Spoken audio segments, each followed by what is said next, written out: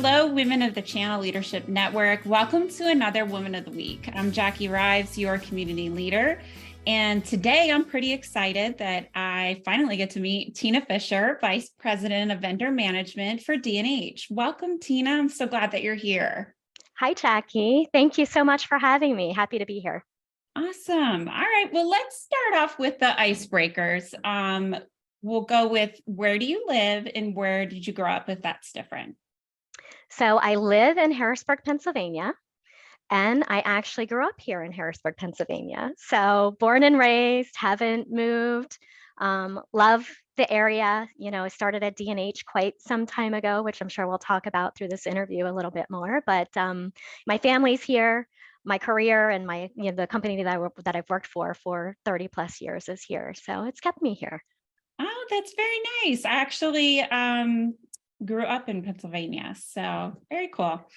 All right. What is a little known fact about you? So, little known fact. Well, I would say this one. When I started at D&H, I was incredibly young. I was only 19 years old. So, just starting college. And I started here, but I was also working two other jobs. So, I was actually working three jobs at 19, trying to figure out which career path was right for me. And I was going to school for accounting, and I thought that accounting was my path, right? That was my success path and where I was headed.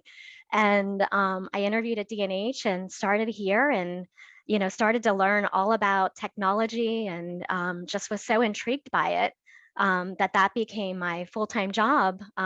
But I did keep those other two jobs part-time for quite a while, actually. It's just, they were places that I enjoyed working, and I kind of have this loyalty about me, obviously, since I've been here so long. But I stayed at one of those into my early 20s as well through college. So yeah. Wow, three jobs for a 19-year-old. That's a lot. That's impressive. Definitely crazy work ethic. Yeah, I see that. Awesome. All right. Well, this seems like a good pivot point on talking about what business accomplishments that you're most proud of. Yeah, so with being at D&H for a long time, I've really seen the company and the industry evolve. And gosh, when I think back, so many different areas that I had focuses on, right? As we've built D&H from a regional distributor into a national, into a North American. My role many years was about really helping to build out our vendor set, right? What vendors we would have on the line card, what categories we were looking to grow into and expand into. And I was very focused on that. So I would say one accomplishment was really building out D&H's line card and the manufacturers that we've done business with over the years. Another I would say is as we entered into D&H Canada, I was really integral in helping onboard our vendor partners into Canada as we scaled into North American distribution. And then more recently, I would say, as I've worked to scale different categories that we're very focused on, like Pro AV, the component space, our esports initiatives, very involved in really building those out for the company as well. So, lots of one-off individual, but unique and fun opportunities for me over the years. Yeah, I can see it in your face as you're talking about it. So it seems like starting new things and creating those new programs definitely brings you joy. For sure. All right, so let's switch off to leadership and maybe share with us how you continue to grow and develop as a leader. Well, I would say it's about working across the organization, getting to know all the employees within the company, no matter what role they're in, making them feel welcomed and comfortable, and having a voice and having an opinion in what's going on across the company. Integrating with other leaders across not only D&H, but the channel in general, the leaders at the vendor community that I help to manage here at D&H.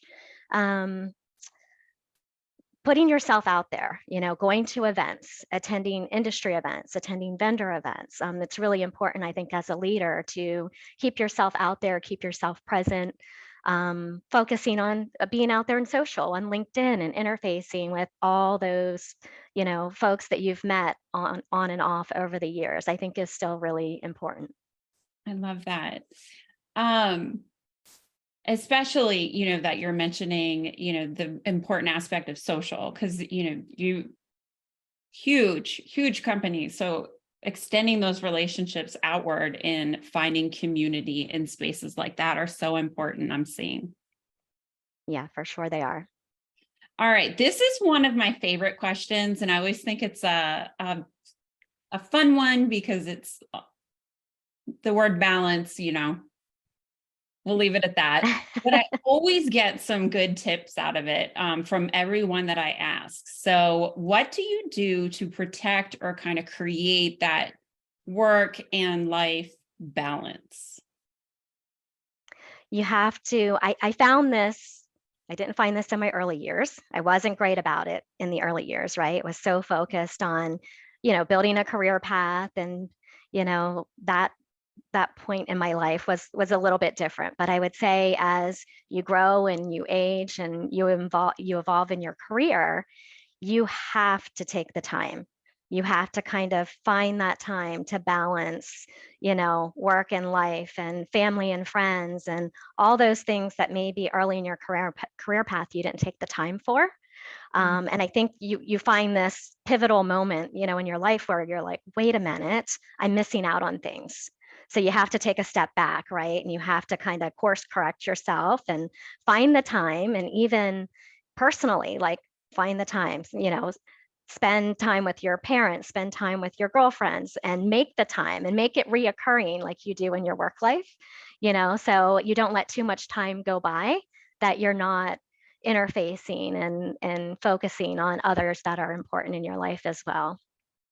I love that you just said, make it reoccurring like you do in our work life, because we do. We set up recurring meetings so we don't miss out on those touch bases that we need with people. And we should definitely do that in our personal life as well.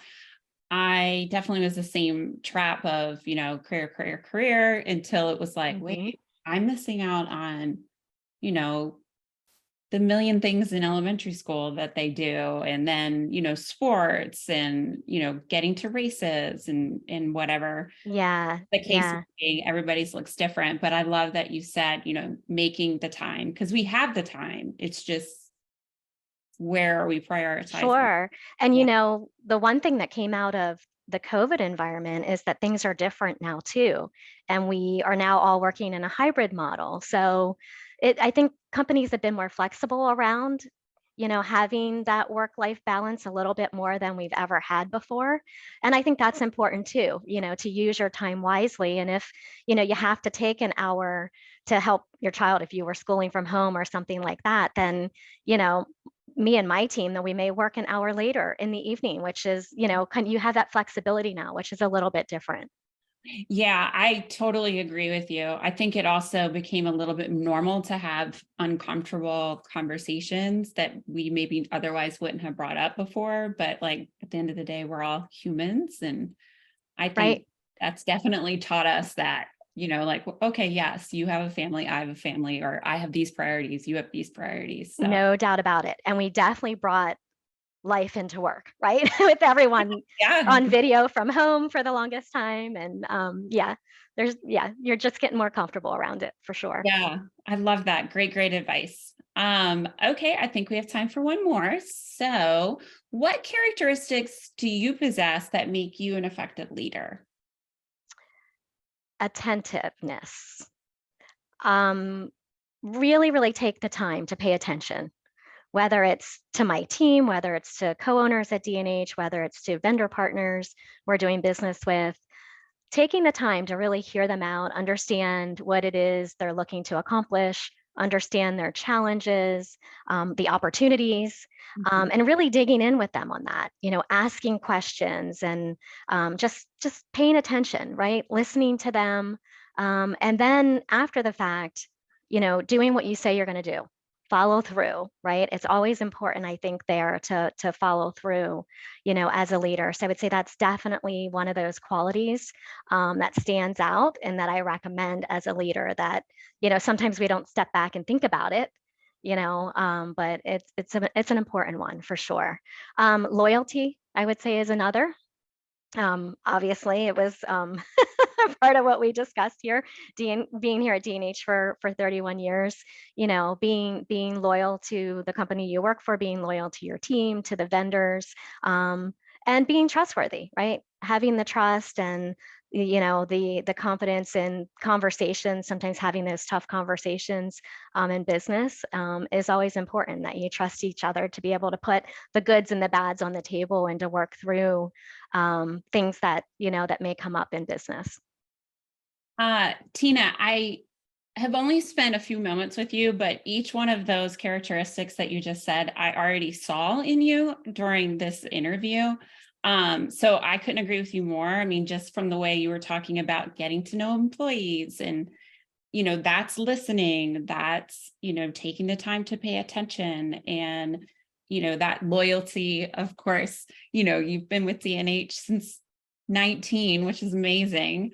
And, trustworthy comes from, like you said, sharing those goods and bads. So yeah, I definitely see all of those in you.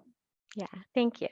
Yeah, I am so glad that we were able to find time for us to get to know you a little better. And I really appreciate you giving us that time and sharing a little bit more about your story and allowing us to celebrate you as our Woman of the Week.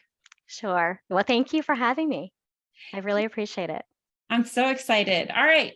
So continue the conversation, comment below, show Tina your appreciation for her time today. And until next time, happy Wednesday, everyone.